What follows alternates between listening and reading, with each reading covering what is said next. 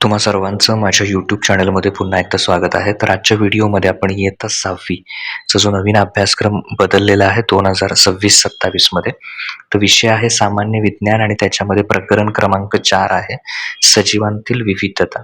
तर त्याचा जो स्वाध्याय आहे म्हणजे त्याची जी प्रश्नोत्तरं आहेत, तर ती सर्व प्रश्नोत्तर आपण आजच्या या व्हिडिओमध्ये बघणार आहोत. तर त्याच्यातला पहिला आहे योग्य जोड्या जुळवा. तर याच्यामध्ये 2 गट दिलेले आहेत, गट अ आणि गट ब.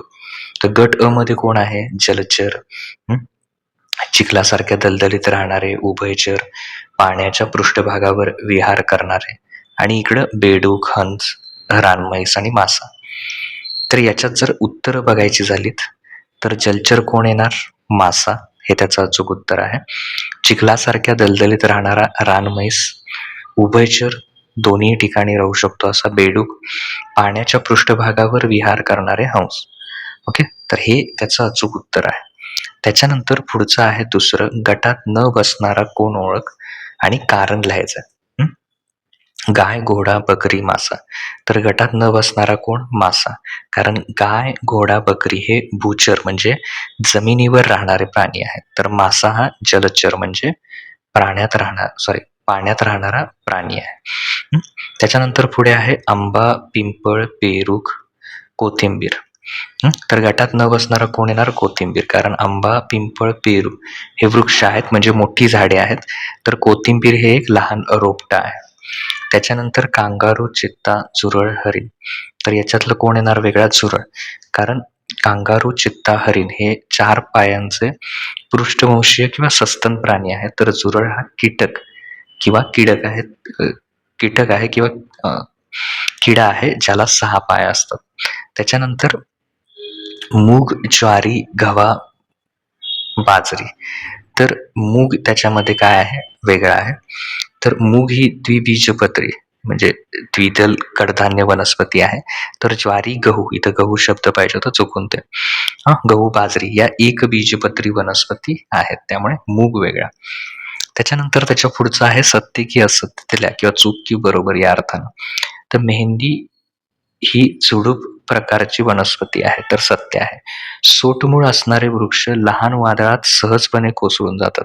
असत्य. कारण सोटमूळ वनस्पतीला भक्कम आधार देतं. त्यामुळे हे चुकीचं आहे, असत्य. आंब्याच्या झाडाला फुले येत नाहीत. तर असत्य आहे. कारण आंब्याला मोहर किंवा फुले येतात व त्यापासूनच फळ बनतं. पांढरी अस्वले वाळवंटात राहतात. तर असत्य आहे. पांढरी अस्वले बर्फाळ किंवा थंड प्रदेशात असतात. काही जातींचे साप उभयचर असतात. असत्य. साप हा सरपटणारा प्राणी आहे, तो उभयचर नाही.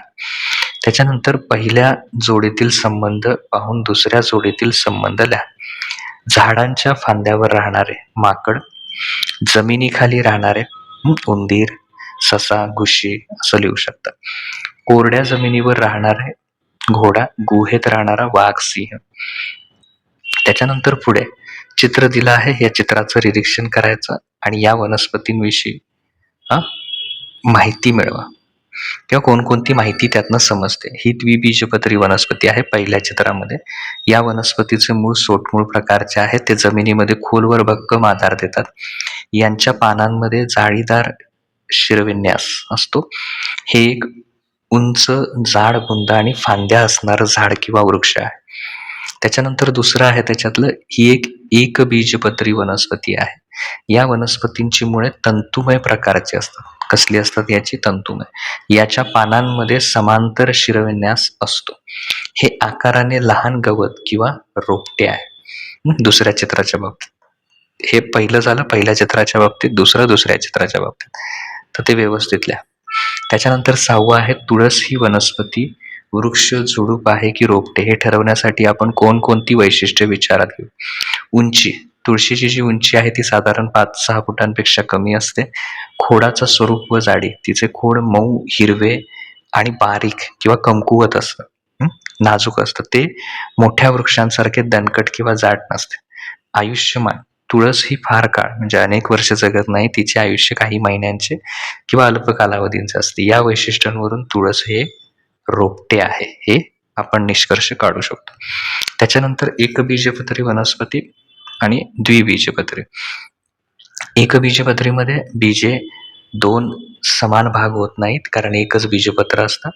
द्विबीजपत्रे सहज 2 समान भाग होतात. यामध्ये तंतुमूळ आढळतात. यामध्ये सोटमूळ आढळतात. या पानांमध्ये समांतर शिरविन्यास आढळतो. पानांमध्ये जाळीदार शिरविन्यास आढळतो. उदाहरणार्थ मका, गहू एकबीजपत्रीचे, तांदूळ, बाजरी, केळी द्विबीजपत्री, आंबा, चिंच, हरभरा, मूग, वाटाणा. आता बदक या प्राण्यांचा अधिवास कोणता आणि का ते लिहायचं आहे. तर बदक या जो प्राणी आहे त्याचा अधिवास जल दलदलीचा भाग, तलाव किंवा नद्यांचे किनारे, जलीय उभयचर असा आहे अधिवास आहे. कारण काय, तर बदकाचे पाय पडदा जोडलेले असतात, ज्यामुळे त्याला पाण्यात सहजपणे पोहता येते. त्याच्या पंखांवर तेलकट थर असतो, ज्यामुळे पाणी त्याच्या शरीरावर साचून राहत नाही. त्याला अन्नासाठी छोटे मासे, किडे, जलचरांसाठी पाण्याच्या साठ्यांची गरज असते. तुमच्या परिसरातील किमान 5 प्राण्यांचे निरीक्षण करा आणि त्यांचा अधिवास निश्चित करा. गाय, म्हैस, जमिनीवर राहणारे भूचर, मानवनिर्मित निवारा, गोठा, मासा, पाण्यात राहणारा जलचर, नदी, तलाव, जलकुंभ, बेडूक, जमीन आणि पाणी दोन्ही ठिकाणी राहणारा उभयचर, कावळा, चिमणी, झाडांवर निवारा घेणारे, आकाशात उडणारे, उंदीर, घुशी, जमिनीखाली बिळात राहणारे.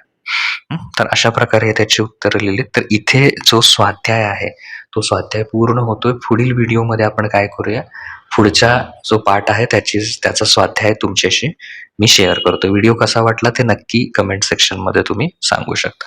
थँक्यू.